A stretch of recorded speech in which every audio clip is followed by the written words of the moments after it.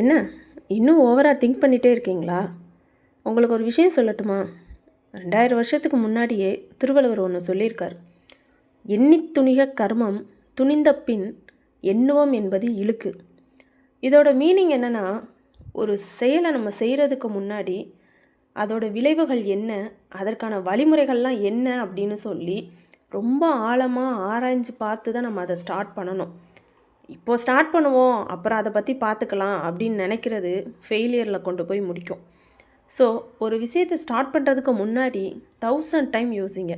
But once start பண்ணிட்டா தலையே போனாலும் பரவாயில்ல, பார்த்துக்கலாம் அப்படின்னு சொல்லி ஸ்டெப்ஸ் எடுத்து வச்சு முன்னேறி போயிட்டே இருக்கணும்.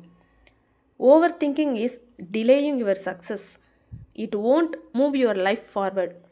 Only people who take risk create history. So decide, move and win.